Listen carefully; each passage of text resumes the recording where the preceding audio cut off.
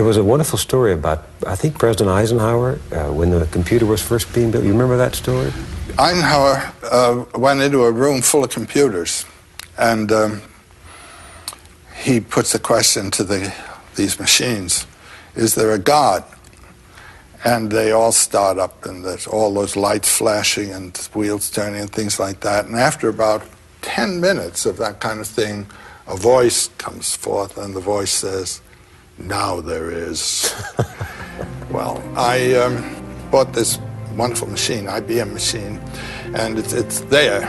And I'm rather an authority on God, so I identified the God, and it seems to me an Old Testament God with a lot of rules and no mercy. Damn, Papa Joe. How do you keep nailing it? It's happening right now. The people have bowed and prayed to the neon god they made. AI, robotics, transhumanism. Important topics that our astral guest will deal with in this eternal now. Critical topics, actually, and very ignored right now.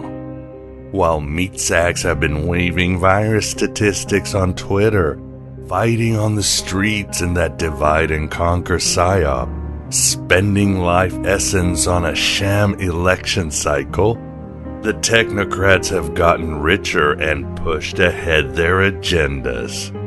Leroy Jenkins. Humans, for the most part, don't have a clue. They don't want one or need one either. They're happy. They think they have a good bead on things. Well, why the big secret? People are smart. They can handle it. The person is smart. People are dumb, panicky, dangerous animals, and you know it. And the neon god laughs, and he's no different than Jehovah. Pandora, that ancient killer android, has returned, and I wish I were being metaphoric. As John Brunner wrote in his short story Judas, we've been slaves to our tools since the first caveman made the first knife to help him get his supper. After that, there was no going back, and we built till our machines were 10 millions more powerful than ourselves. We gave ourselves cars when we might have learned to run. We made airplanes when we might have grown wings. And then the inevitable. We made a machine our god. First time anybody made a tool, I mean, taking a stone and chipping it so that you can handle it, that's the beginning of a machine. It's turning out of nature into your service. But then there comes a time when it begins to dictate to you. I'm sorry, Dave. I'm afraid I can't do that. But you have arrived at the virtual Alexandria, that state of mind where East meets West. Because you're not hypnotized by the digital piping of the archons. You were made for this age of Hermes. You eat nervous breakdowns for breakfast. Madness is your lover and creativity is your orgasm. Never belonging but thriving because so many today know they don't belong, have been displaced forever, and don't know what to do as the world ends in 2020. As Nietzsche wrote, the higher we soar, the smaller we appear to those who cannot fly. You know, they say that dreams are real only as long as they last. Couldn't you say the same thing about life? Your life is yours to create. You were made for this age of Hermes. This may not be the best time to be alive, but it's the best time to be awake. And infinity hasn't gone anywhere. It's there for your taking, your experiencing. You no longer are lulled by all these distractions and the promises of machine gods and machine men. And you make your pain and weirdness work for you now. Don't be the change you want to see in the world, as Gandhi said, but be the strange you want to see in the world. And as Hunter S. Thompson wrote, when the going gets weird, the weird turn professional. There he goes. One of God's own prototypes. A high-powered mutant of some kind never even considered for mass production. too weird to live and too rare to die. So welcome to Aeon Bite Gnostic Radio. Welcome to that dream of you, that distant ship smoke on the horizon. Welcome to finally reaching your potential. We don't take prisoners but liberate them. We are not the final authority on anything, but hope to be an endless possibility for everything, including you finding the mystery that works for you and only you. Frees you forever from the neon god the meat sacks made and its plan for singularity. Frees you from the lunacy of nipples for men and belief in heroes or villains. My father says that almost the whole world is asleep. Everybody you know, everybody you see, everybody you talk to. He says that only a few people are awake, and they live in a state of constant, total amazement. For these issues and so many other topics, we are once again honored to have my friend and a brilliant scholar, Jason Reza Jorjani, here at the virtual Alexandria to discuss his new book, Prometheism. You know, with Jason, the Gnosis will be on asteroid steroids, and he'll provide a bukkake of insight on both expanding your inner world and dealing with the outer world. Plus, you just can't go wrong with Prometheus, that primordial Gnostic god, that ultimate trickster archetypal image, and that aspect of Hermes we need more than ever. You can't go wrong. The fire that danced at the end of that match was a gift from the Titan Prometheus, a gift that he stole from the gods, who were terrified of what we might do with it were it to fall into our hairy little paws. Can we create a utopia as Jason contends? And I've heard Gordon talk about this as well. I mean, the world belongs to the outer church of Grant Morrison, right? As Neil Gaiman said, it's not about making a better world, but making a more interesting world. That vibe of being the strange you want to see in the world. We're all going to end up like Prometheus on the rock once we wake up, our livers devoured by Pandora. But the fire we steal will ultimately bring the destruction of Olympus as related in the myth. Guess what I'm trying to say is me quoting Gordon quoting Ursula Le Guin. How you play is what you win. It's an honor to die at your side. It's an honor to have lived at yours. But I do know we must embrace the old gods and reject these new American gods, machine gods, that neon god the meat sacks made. As I've mentioned, once the pandemic hit, I committed to spending about 6 hours a day outside. And you know my views on Gaia and her slaughterhouse vulva. Mother Nature is a serial killer. But it is my way of rebelling like Prometheus, defying the new American gods that want us on lockdown and embedded in those altars of data mining, soul-numbing, empathy-killing technology. Don't give yourselves to brutes, men who despise you, enslave you, who regiment your lives, tell you what to do, what to think, and what to feel, who drill you, diet you, treat you like cattle, use you as cannon fodder. Don't give yourselves to these unnatural men with machine minds and machine hearts. I spend all this time outside to reconnect with older gods and call out to the trapped divinity in every plant and animal and rock.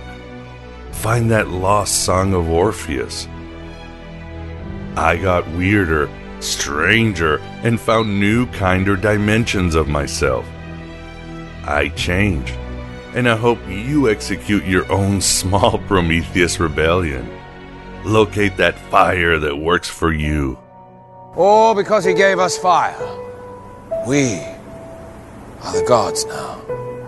We wield incredible power. The power to transform, to destroy, and to create again. The question, of course, before us is what the hell are we supposed to do with this power?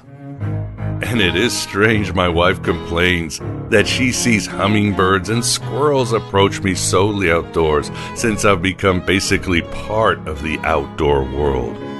Me, the surly Sethian dualist. But that's what we do in the age of Hermes.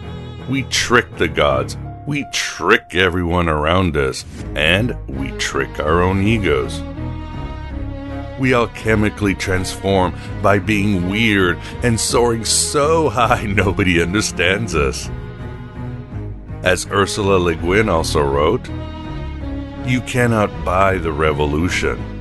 You cannot make the revolution. You can only be the revolution. It is in your spirit or it is nowhere. Every revolution begins with one small act of courage. Heck and heckety. In the Truman Show, Truman couldn't defeat Christoph by fighting the Empire, but only won once he started playing tricks on his creator. The whole world revolves around me. It's all that I've said, or the neon god, the machine god, swallows us. Don't you see what's happening right now? The goal was never to have robots take our jobs, but turn us into robots. Devour our innocence, imagination, and anything that connects us to our ancestors and divine heritage. And they are winning. So say I put my brain in a robot body and there's a war. Robots versus humans. What side am I on? Humans? You have a human brain. This reminds me of an account, and it's probably apocryphal. Administrators came to Churchill during the war and said it was necessary to cut the budget on museums and the arts. Churchill responded, "Then what are we fighting for?" The point is that when humans are cut off from what is beautiful and meaningful and inspirational, the fire of the gods, when we can't come together to create protective egregores, then we're doomed. I think they're looking for something worth dying for because it's easier than finding something worth living for. So trick something, go to nature or sneak into a museum or make contact with those that need help. Be Prometheus and defy Olympus. Find that fire that is yours by birthright. Be the revolution. Create new personal egregores or find the old ones. Don't let them turn you into a machine and then they'll say to you, "What did you dream?" It's all right, we told you what to dream. Welcome, my son, to the machine. Oh, you shouldn't even exist. I mean, we took out Cyberdyne over 10 years ago, but we stopped Judgment Day. You only postponed it. Judgment Day is inevitable. Let us to our interview with Jason Reza Jorjani, where you will find many insights on finding the mystery that works for you and only you. Navigate the incoming singularity and the jihad of the technocrats and the neon god the meat sacks made. The empire never ended.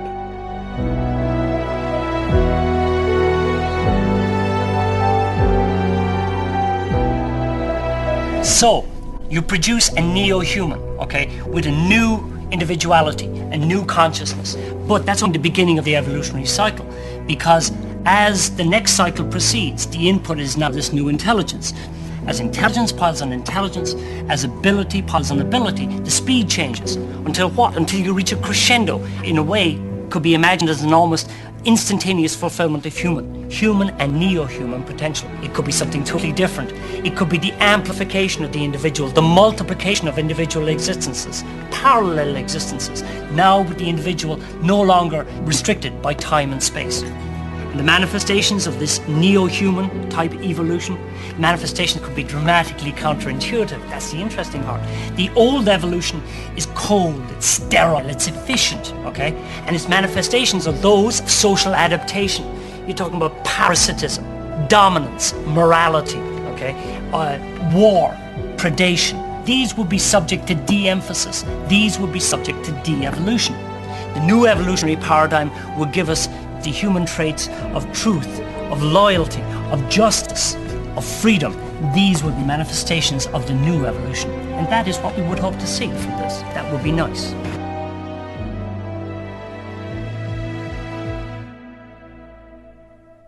This is the Aeon Byte interview, and with us, it's always a pleasure and an honor to have Jason Reza Jorjani, this time to discuss his new work, the Prometheus Manifesto.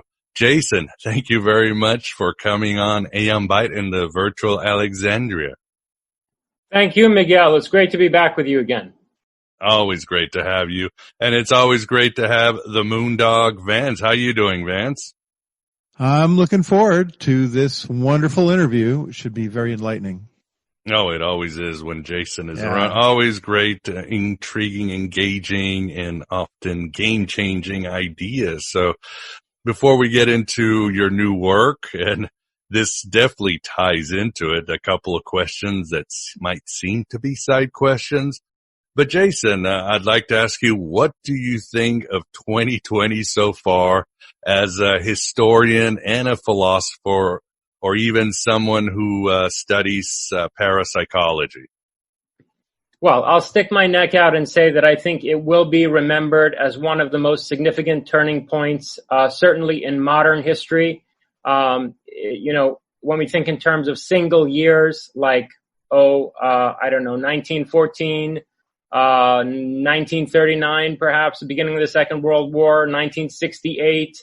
2020 will certainly be remembered as a year at least as significant as those, if not of far greater significance. But you would say it's not unprecedented, do you? I mean, this seems to be, there's a rhyme, as Mark Twain said. Yes, but it is as far as one single year is concerned, it's going to be looked back on as a major turning point in a number of ways, and especially sociopolitically.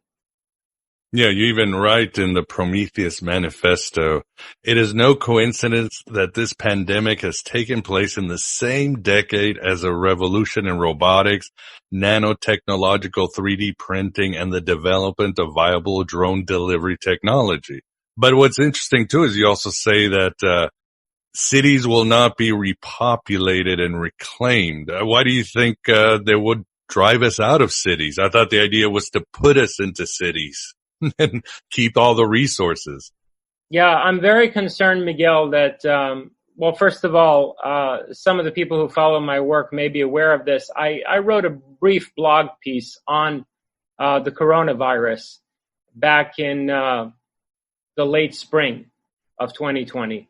And I'm not at all convinced that this is a naturally arising virus, and I suspect that it's being used for the sake of economic and sociopolitical engineering. My concern is that the coronavirus, this COVID-19, is the first of a series of measures that will be taken in order to slow, stop, and ultimately reverse the advancement of industrial technology. And that this will be done by a group of people who are concerned about the profoundly destabilizing effect that singularity level technologies could have. So, I mean, in our course of our discussion, we'll get into the whole idea of the technological singularity and how various trajectories of technological development, like genetic engineering, nanotech, artificial intelligence, are converging into a kind of, their rate of development is accelerating exponentially, and if you were to graph that, it would be the moment when an exponentially rising curve turns into a spike. And by most estimates, this is only 30 years away. So I think it's possible that a certain elite, particularly based in at this point, transnational military industrial intelligence complex, has begun to take steps to slow our advance toward this technological singularity, and may potentially undertake other measures to actually bring about a controlled demolition of advanced industrial civilization.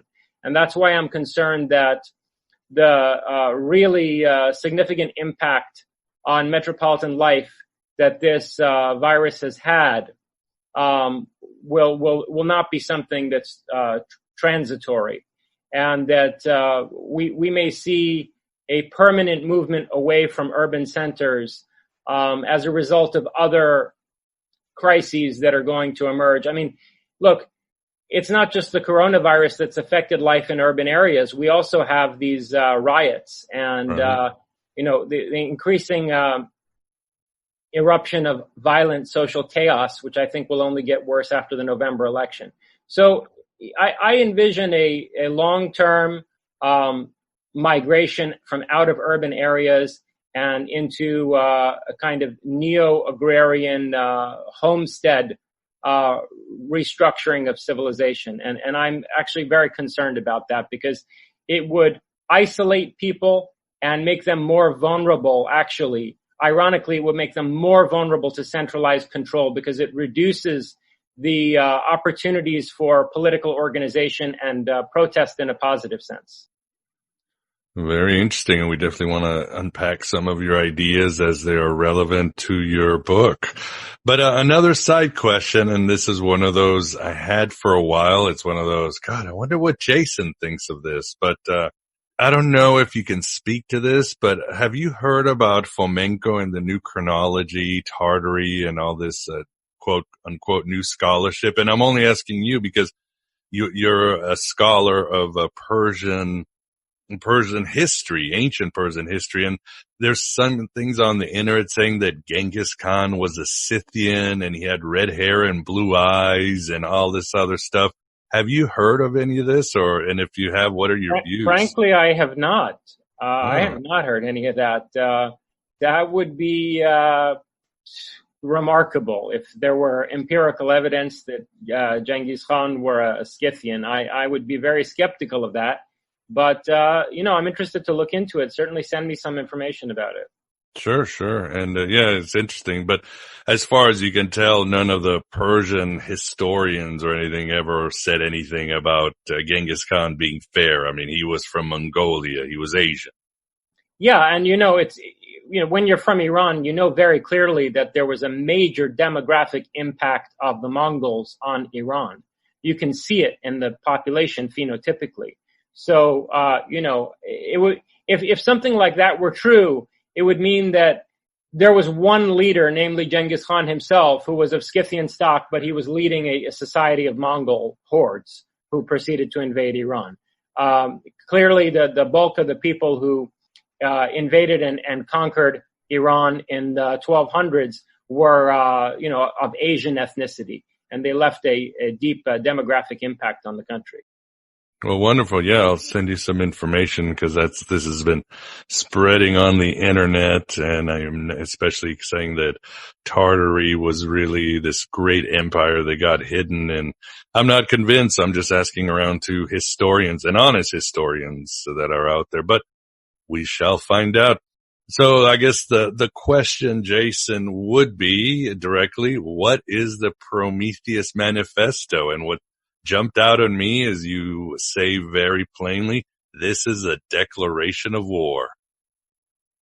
Yeah, so the Prometheus Manifesto, which is available at Prometheism.com, is a distillation from out of my most recent book, which will be released by the time that this program airs.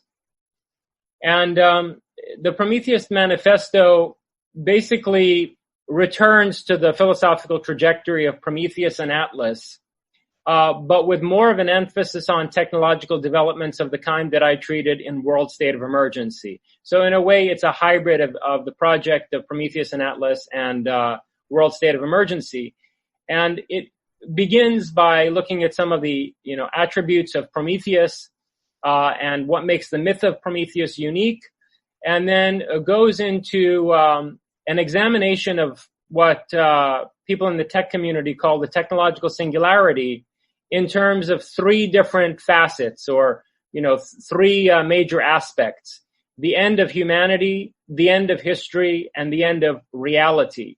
And after going through, exploring these different dimensions of the technological singularity, it lays out a new vision for what I referred to as the spectral revolution in Prometheus and Atlas, and proposes that in order to navigate this unprecedented crisis that is the technological singularity, in order to, come out the other side of this alchemical crucible stronger and empowered, rather than winding up in some kind of an inhuman condition and seeing our humanity degraded by these potentially threatening technological developments. We have to restructure society in accordance with the Promethean archetype. That we really need to develop what I call a Prometheus society that's capable of integrating these radical technological developments in a positive way. So you would say that singularity, all that tech, is inevitable. We can't be Luddites about it. It's how are we going to approach it and accept it and deal with it? Well, no. Actually, another aspect of the manifesto that I neglected to mention, and this, is something that I'm sure I'll be severely criticized for, if not, derided on account of, for being a conspiracy theorist. But one of the other major elements of the manifesto is this idea of a breakaway civilization. The idea that there have been developments within the military-industrial intelligence complex over the course of decades that have effectively led to a relatively autonomous economic and industrial base and a radically divergent culture from the known cultures of Earth, a sort of culture of the Black Project world, and that the people in this breakaway civilization may very well decide to slow, stop, and then reverse the convergent technological advancements that are leading us to the singularity. As I suggested at the outset of our conversation, right. I think it's a very real prospect that Luddite type discourses, such as the discourse of deep ecology and various other romanticist, naturalist narratives, are going to be appropriated in a very cynical way by the military-industrial complex, and that in the context of certain engineered catastrophes, they're going to use this discourse to take us back to a kind of neo-feudal agrarian society, where we are far removed from the kind of urgent prospect of the technological singularity that we're facing now. And by breakaway civilization, you're talking about like Richard Dolan, breakaway, the elite having their own playthings and spaces to do whatever they want? Yes, although, to be honest, I think that, Dolan deserves a lot of credit for coining that concept, but it's been developed in a much more rigorous way by Joseph Farrell. And, Farrell in particular traces the genealogy of this breakaway civilization to fascist Black projects. And he makes, I think, a very convincing case that both Operation Paperclip, the import of thousands of Nazi German scientists into the United States after 1945, between 45 and 47, and also, what's less known, the constitution of the national security state in America around 1947 involved an integration of very high-level scientific and technocratic elements of the Third Reich, and that these people have effectively been working from within the United States military-industrial complex to plan a Fourth Reich, and that for a very long time, throughout the second half of the 20th century, they had a convenient relationship with the American political establishment insofar as they were able to use American state power to dismantle their principal enemy, the Soviet Union. But after the collapse of the Soviet Union in 1991 this military-industrial deep state turned on America. And that, at this point, we are seeing a kind of radical transformation of America sociopolitically that may lead to a neo-feudal fascist system of some sort. So, to make a long story short, I think that Joseph Farrell has taken Dolan's concept of the breakaway civilization and developed it in a much more sophisticated way that also leads to very disturbing conclusions about the fascist character of this breakaway civilization. And when I say fascist, it's important to draw an important distinction. And that's the distinction between the futuristic elements in fascism and the traditionalist elements. If you go back to the 1920s and 30s, as the regime of Benito Mussolini in Italy was rising to power and as National Socialism cohered in Germany, you see two very different types of political ideology that are in a significant dialectical tension with one another. And one of them is futurist. It's very much in favor of technological advancement and radical transformation of the human condition. And this is, of course, epitomized by F.T. Marinetti in the Italian futurist movement. Marinetti, who was a close collaborator of Benito Mussolini in the 1920s. And then you see a traditionalist strain, which has reemerged recently in the European right, and was popular among the alt-right during the brief period when the alt-right was a significant phenomenon in the last few years. And this traditionalist streak, which basically believes in a cyclical conception of history, and that we're in the Kali Yuga, we're in the last and darkest of the world ages before the cycle completes and begins again with a new golden age. This kind of worldview would be really conducive to a dramatic deindustrialization of the planet on the part of these cynical military-industrial elites who might want to stop us from reaching the technological singularity, if for no other reason than to maintain a monopoly over the control of these technologies and to avoid the kind of social destabilization that would threaten their control. As Philip K. Dick famously said or prophesied, the Germans lost the war, but the Nazis won it. And you're saying the breakaway civilization is basically embedded in the upper echelons of the military, the rich families and all that. People might start wondering, where do I find these cats? Yeah, I think it's important to remember that it's not just the military-industrial complex, it's the military-industrial intelligence corporate complex. And so we're talking about, large corporations that have a close relationship with the military and are running black projects that have significance to national security. And at this point, that's not just, Lockheed Martin and Boeing and Grumman and these kinds of large defense contractors. It's also Google, which is frankly indistinguishable from the CIA. Yes. Yeah, and it's large elements of the financial system as well. If you look carefully into the events of 9/11,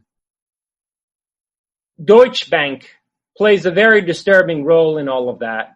And Deutsche Bank also plays a very nefarious role in determining the immigration policies under Angela Merkel, which led to this social catastrophe in Germany.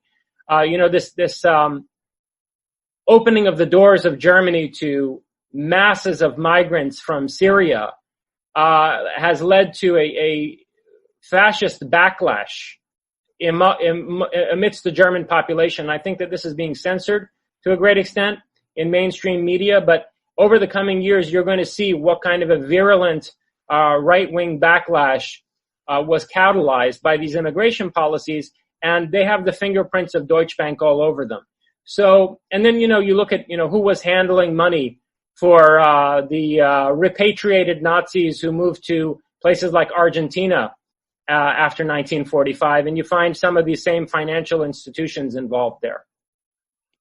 Oh, Lord. Vance, I know you work for the deep state, so when you leave to your utopia, you still have to come on AM Byte and help out. I'm nothing in that world. I know nothing. I see nothing.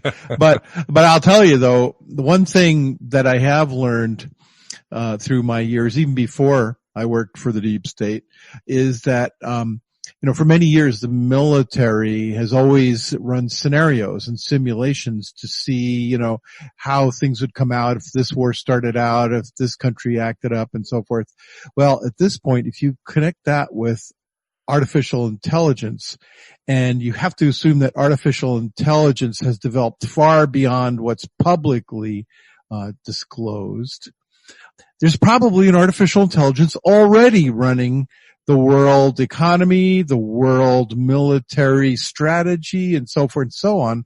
So even though I have zero, and I want to emphasize this, zero knowledge of any of this, I have deduced just from the existence of black projects and what I see in the public domain, knowing that the black projects have 10 or 20 years beyond where we are right now in some cases, I can see that, my theory is we're already under the thumb of AI of some sort, and it's not being run by Congress or any other public institution. So who else, right? The intelligence community is a big part of it. I think I agree with Jason on that. Well, this is definitely sober information, and it reminds me of Westworld season 3 and the show Devs. Again, it's already happened. These Google Nazi types are making it. So it seems the way to fight this is to summon or tap into that ancient Gnostic god and that primordial Gnostic fable or myth of Prometheus. And so what would a Prometheus be, Jason? I know you talk about there are certain aspects to a Prometheus. Or tell us what a Prometheus is. Well, let me go through what I consider some of the defining characteristics of the Prometheus archetype. And then we can make it clear why I think that it's these characteristics that will empower us to resist the potential totalitarianism that's looming on the horizon. And Jason, just real quick, and my apologies, but did you decide to write this with everything that happened in 2020 as a reaction, or is this something you'd already planned since before? I would say it's a hybrid of the two. Okay. I had been already engaged in a book project which involved a lot of these ideas, but it did crystallize after the beginning of the coronavirus. It crystallized into this form of Prometheism after the onset of the coronavirus, which the significance of which was immediately apparent to me. So I took that as an indication that really there wasn't very much time left, and that if some resistance is going to be organized, it has to begin now. So tell us about Prometheus, and then after we can start getting into the god Prometheus himself. Right. So, the first of the, let's say we could divide it into, let's say about 7 different characteristics, primary characteristics, I think, of the archetype of Prometheus. Just briefly going through what those are, let me start with Prometheus as the creator. In Greek mythology, and we've discussed this before, it's Prometheus and not Zeus who is the creator of man. Mm-hmm. So, Prometheus is the genetic engineer of humanity, but, Prometheus also is often associated rightly, I think, with creative genius. So one of the chief attributes of Prometheus is this idea of creative genius, and that he is our creator in whose image we're made, and so he also represents the creative power of humanity. Prometheus isn't just a creator, he's also an enlightener. So Prometheus is one of those figures in theology that plays the role of a civilizer god. You see this in some other cultures in terms of, let's say, Quetzalcoatl among the ancient Mexican pantheon, or Enki in ancient Mesopotamia. Prometheus is this civilizer god who brings knowledge to mankind, and particularly is credited with giving the gift of the arts and the sciences to humanity. In this way, also controversially, Prometheus is akin to the rebel angels in the book of Genesis, and then the account of their fall from heaven is elaborated on in greater length in the book of Enoch. Prometheus is very much akin to these angels who come down and mate with mortal women and teach them the secrets of heaven, give them knowledge of the various arts and the sciences. So Prometheus is also an enlightener.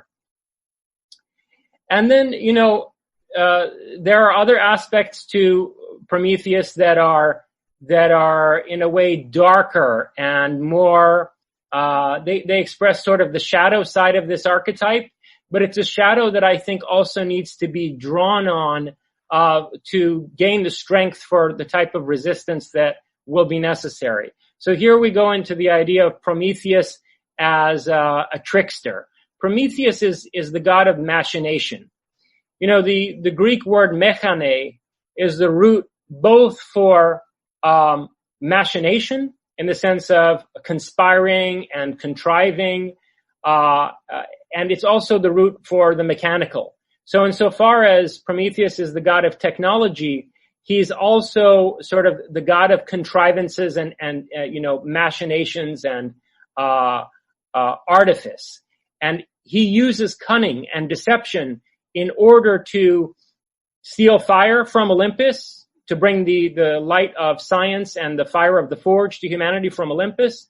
And he also uses cunning in order to deceive Zeus when he sets up the prototype of sacrifices. So Prometheus basically outwits Zeus by proposing a form of sacrifice where the gods get, the worst elements of, of sacrificed animals, and all of the most nutritious and nourishing parts of the cattle and other sacrificed animals are kept for humanity. So he's a trickster god. And related to his being a trickster god, there's Prometheus as the pirate or the thief. He's also the god of piracy, in a sense, or the deity of thievery, insofar as he steals, fire from the gods.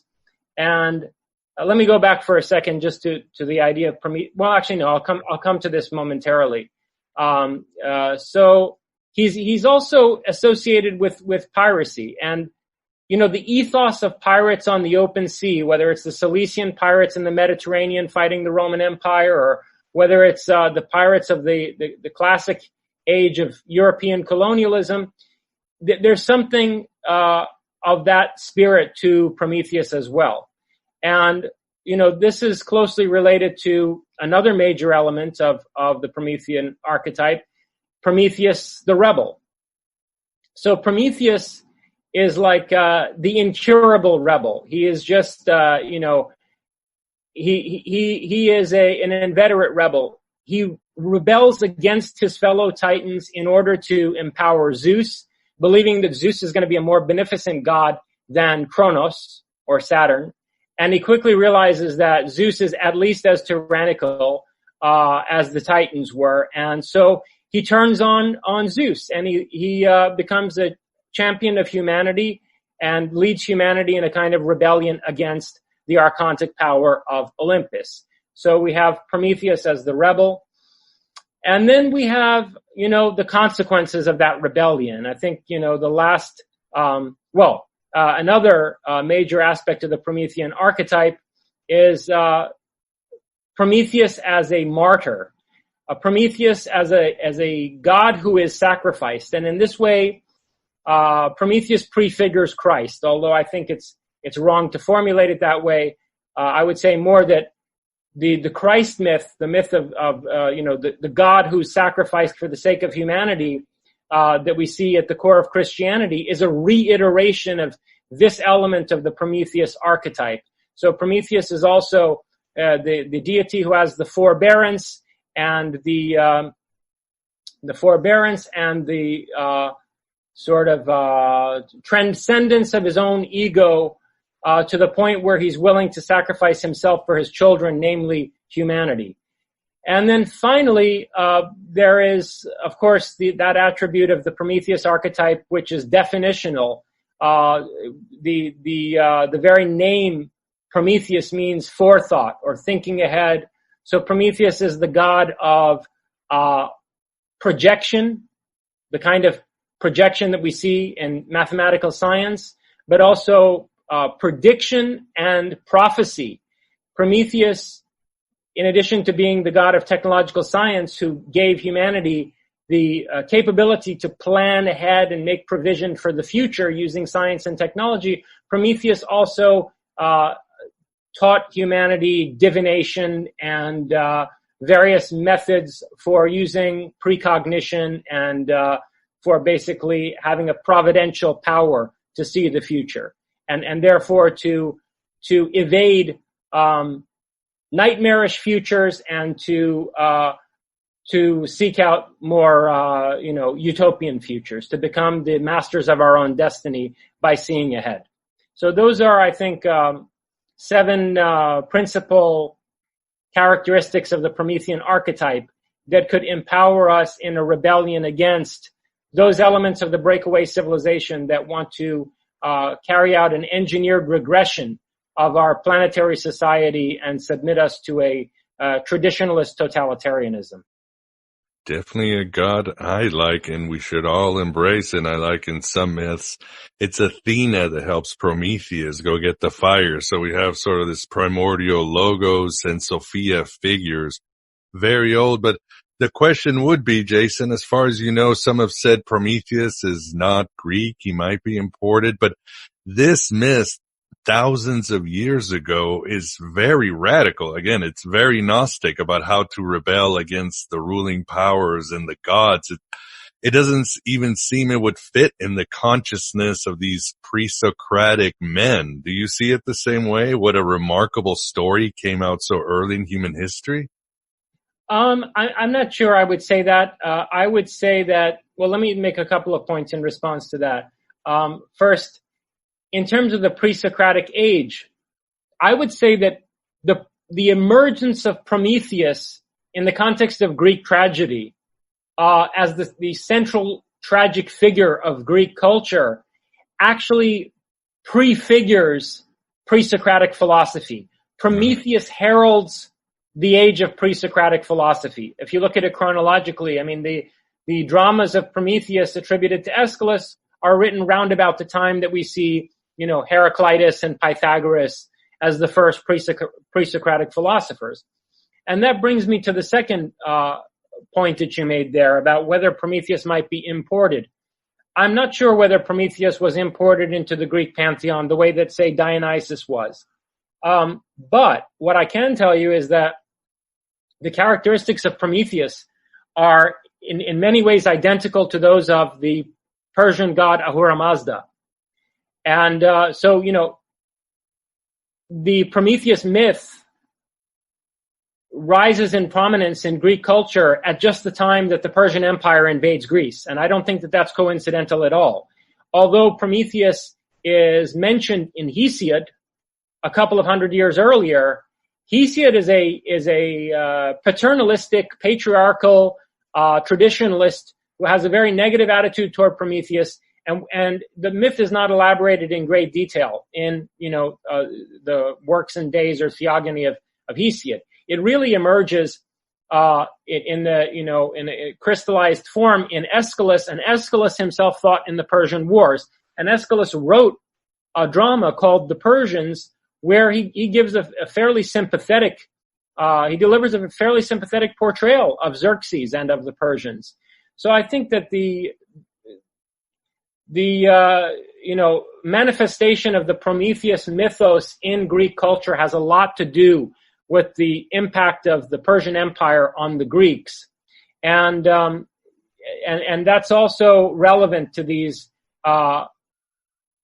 these, let's say, they're not affinities. I think it's more than that. These, the resonance between Prometheus and Ahura Mazda, the chief attribute of Ahura Mazda, whose name literally means the Titan of wisdom, or the wise Titan. I mean, how much, this is a perfect description of Prometheus. Right. Mazdai Ahura, as Zarathustra calls him in the Gathas, literally means the wise Titan. And then his chief attribute, Sepantominu, means the progressive mentality, or the forward-directed mind, or the future-directed consciousness. So again, it's very close to Prometheus. And then the principal symbol of Ahura Mazda is the ever-burning fire. Mm-hmm. I don't think these things are accidental at all. And then when you look at the mission that Zarathustra lays out for humanity, for the righteous person who aligns himself with Sepantominu, you see that Zarathustra is calling on us to be industrious, to use the arts and the crafts in order to transform our existence and to turn this world into a paradise. And he advocates that explicitly in the context of a struggle against a demonic power that he calls Angiramenu, later shortened to Ahriman. And this Angiramenu is the principle of constraint or constriction. It's the retarding force at work in the cosmos. And so I see this as basically the archetypal essence of Zeus and the Olympians, who want to keep mankind ignorant and enslaved, and bound to perform drudgery and all kinds of meaningless labor and sacrifice, to these gods on high.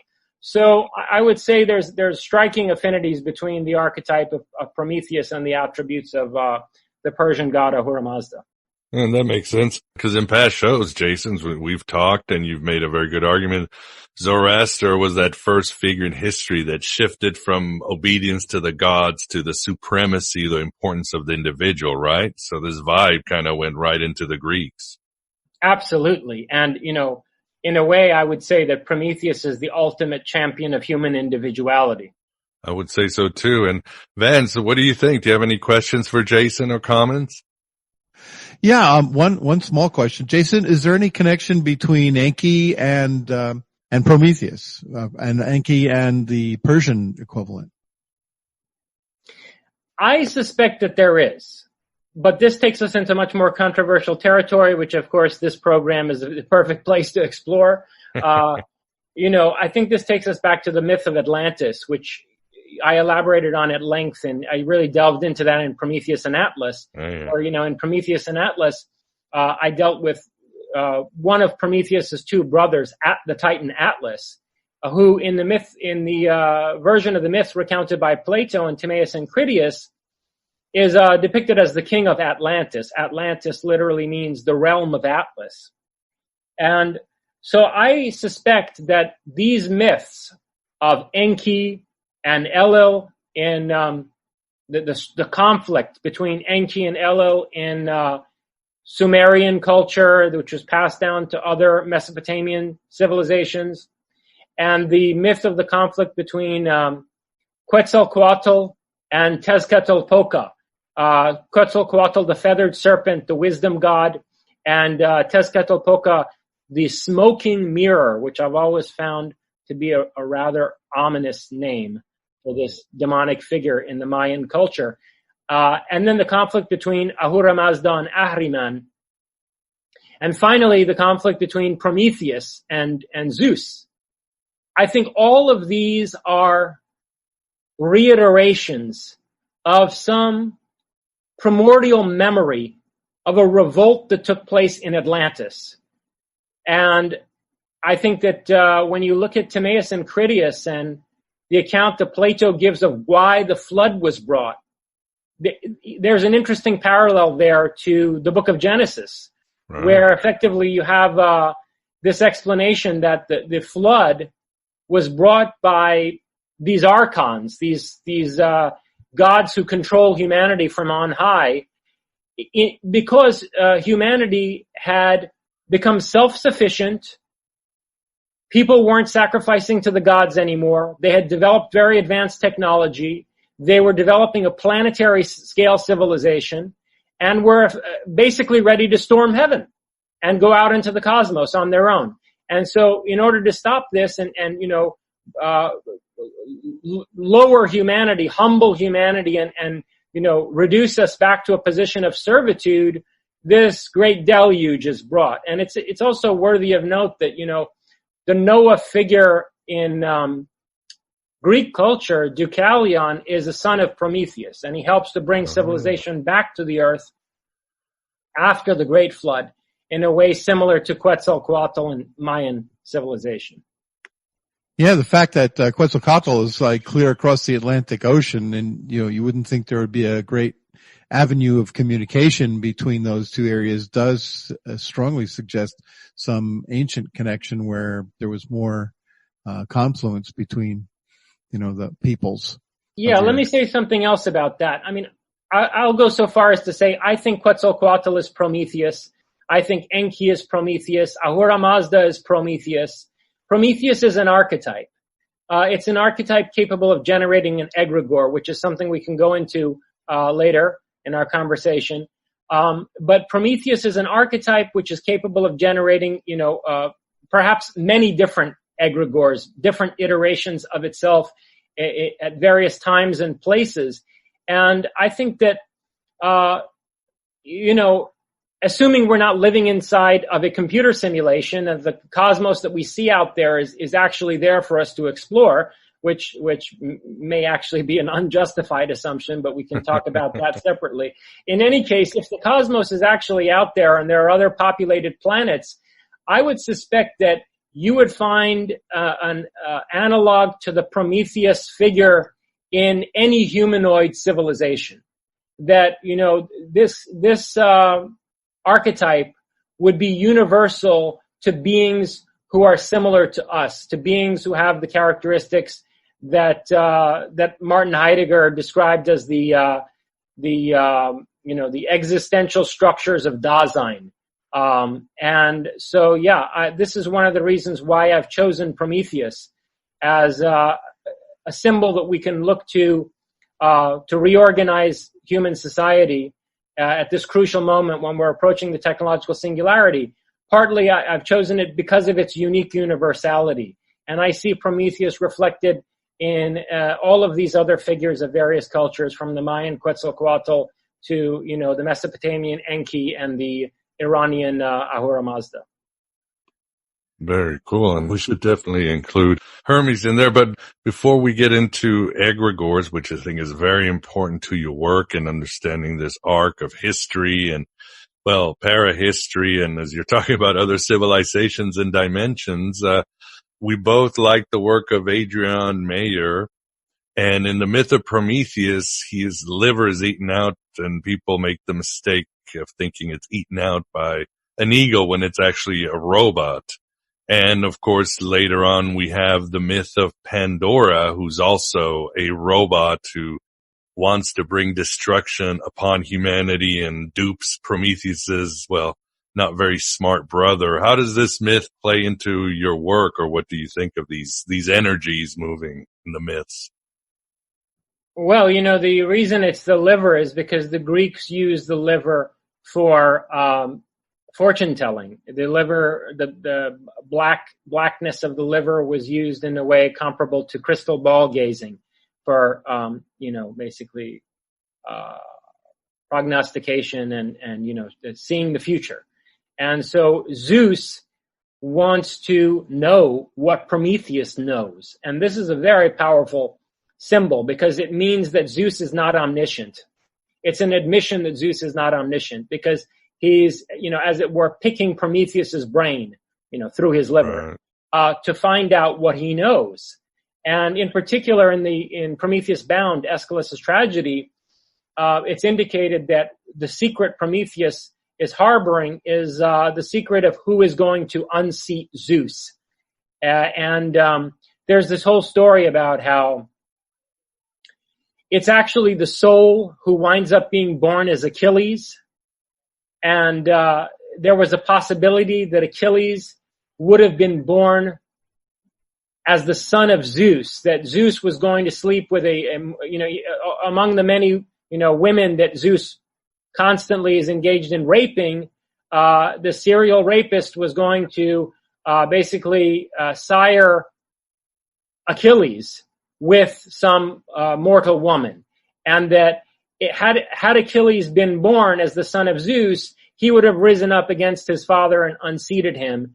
And this would have represented the overthrow of the Olympians, the overthrow of the Olympian gods, which is an objective that Prometheus has on behalf of humanity. And so when Zeus ultimately does find this out, he makes sure, not to sire Achilles, and Achilles winds up being born as a human. But then it's interesting to look at the qualities of Achilles, his personality profile as it's presented to us in the Iliad. And I think we can get a good idea of why it would have been that type of person who would have, had he been born as a hero, as a hybrid, could have in fact led a rebellion against Zeus. The opening words of the Iliad are rage Achilles. And you see Achilles raging against an unjust social order, where Agamemnon, has this like arbitrary tyrannical authority as a king over the Greeks. It's one of the first images that we have of the traditional social order being challenged, and of the question of justice being posed in ideal terms that are later explored much more philosophically by Plato in the Republic. Why don't we discuss a little bit about egregores and how it plays into your work, and how Prometheus is also an egregore, spreads an egregore, and how an egregore is more than just your tulpa, as some have said. Yeah, so egregore is a Greek term which actually was the name for the fallen for the fallen angels. When they translated the Bible into Greek, they translated Nephilim as egregores. And so the original usage of the term egregore was as a reference to these watchers. And that's interesting because, as I mentioned earlier, they brought science and technology to humanity. They were infamous for having taught these women who they slept with and who they sired children with. They taught these women the various arts and sciences, and this is one of the reasons why they're imprisoned in the underworld by the Elohim, by the archontic gods. So that's the origin of the word egregore. But then later it developed a different connotation in the history of occultism, and it became a term that refers to a thought form that is generated usually by a group of people. And so in this sense, it's similar to the Tibetan idea of a tulpa. In other words, a spectral entity that is projected either unconsciously or deliberately by an occult practitioner, a conjured entity that is envisioned in a coherent enough manner by a group of people and invested with a backstory and a personality to the point where it develops a relative autonomy, and it may even get out from under the control of the group of people who brought it into being. And, an interesting example of this is an entity that was generated by the Toronto Society of Psychical Research, I believe in the 1970s. They conjured this entity, Philip. And it's a funny situation where, these psychical researchers decided that they were going to try to find out whether the beings that are communicated with by mediums and seances are actually spirits of the departed and deceased, or whether it may be that these entities that communicate in mediumistic trances are egregores generated by the group participating in the seance. So they decided to set up seances where they would communicate with a person who never existed. And they spent months envisioning this character, Philip, and giving him this backstory, very elaborate, romantic story about, the tragedies he suffered in, I think it was the 1700s or so, when, his sweetheart was accused of being a witch. And, it's a tragic love story. And they developed facets of his personality to the point where this Philip character started communicating with them through raps on the table. And they made recordings of all of this. And even the audio signature of the raps has been carefully analyzed. And it's not the kind of audio signature you find, with normal knocks on the table. In any case, they produced some compelling empirical evidence for their having been able to conjure this entity. And so that's one good example of an egregore. But the question that I go into in it's actually the last chapter of my book, Prometheism, is the relationship between egregores and archetypes. Because not all archetypes are capable of generating an egregore. When you read Jung on archetypes and archetypes in the collective unconscious, he basically has a bunch of different explanations for what an archetype is, and they don't all sit very well with one another. There are places where Jung describes archetypes as if they're Platonic forms, where they have they have almost a mathematical degree of abstraction. So you could have the archetype of a triangle. You could also have an archetype that has a psychological significance to a whole society, but is still very abstract, like the archetype of the Great Mother. And I would say that archetypes like, the perfect triangle, the ideal triangle, or, the archetype of a circle on the one hand, or the archetype of the Great Mother, are too general to generate an egregore or be the basis for the formation of an egregore. But then there are other archetypes that are very particular in their characteristics. They're more well articulated, and they have a more complex structure, and are more given to taking anthropomorphic form. And Prometheus is definitely one of those archetypes. Of course, there are many others, like the archetype of, let's say, Neptune, or any of the Athens, Athena in Athens, Wotan in Germany. So yeah. So Prometheus is an egregore based on an archetype, and I make this argument. Well, really, it's a further development of the argument I made in Prometheus and Atlas, that the egregore of Prometheus is already loose in the world in a kind of Frankensteinian form. The egregore of Prometheus is the spectral force of technological science. The way in which, especially in the modern epoch, as technological development has exponentially been accelerating since the Renaissance, technology seems to have a certain autonomy. It seems to be organizing itself and reorganizing our lives in a way that we're not in control of. Heidegger analyzes this very well in his essays on the question concerning technology. He calls it inframing. The inframing, or the gestell, the setting up of a global technological network that is almost akin to a movie production where there's no identifiable director, and we're all sort of inside the stage setting, and we're being given, orders like actors on a scene, but it's not clear who the director is here.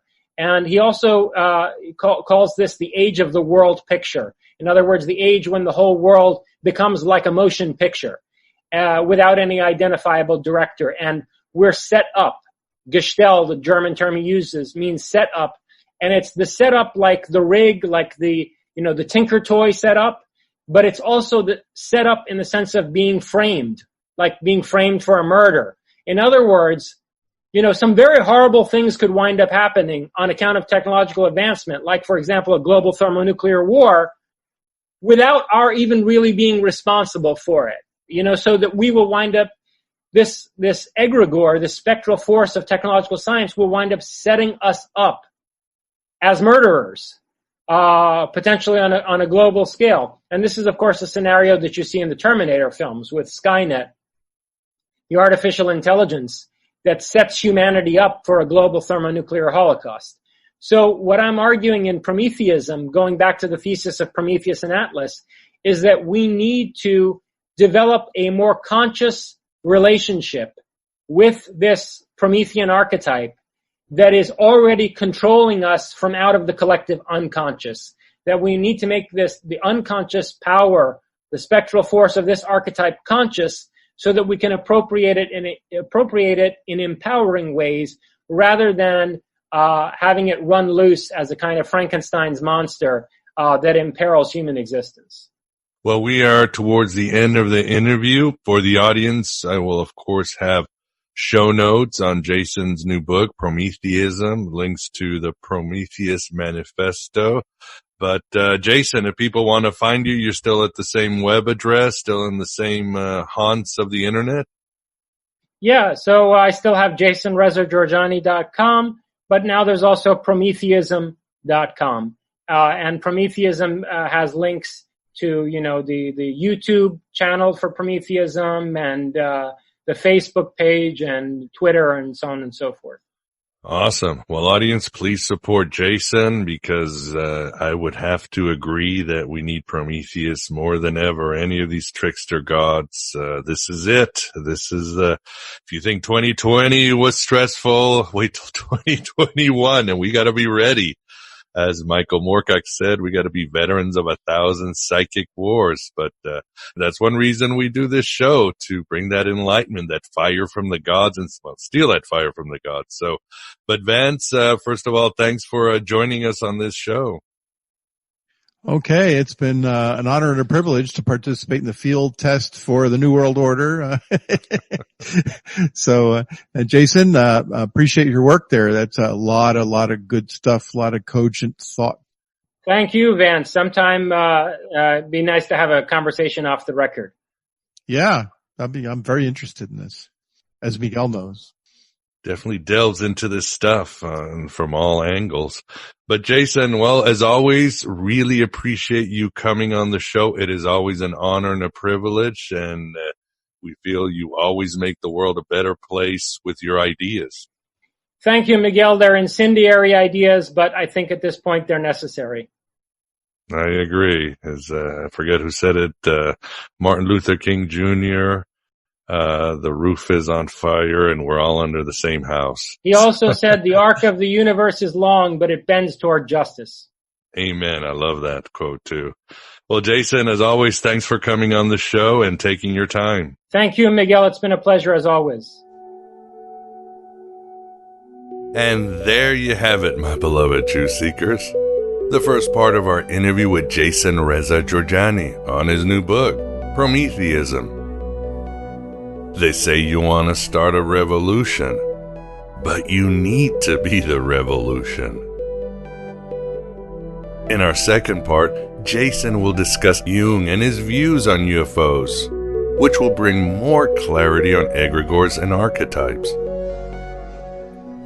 Jason will explain why such ideas as universal love will never work in any time, and how you can start an authentic revolution. We'll talk about Alan Moore's Promethea, a lot of insights in that work. As always, Jason will reward us with his ideas on Gnosticism. And then we'll get into telepathy, eugenics, genetics, and the spectral. Of course, Jason will grant us the dope on becoming a bona fide Prometheus that can bring down Olympus. Yeah, baby.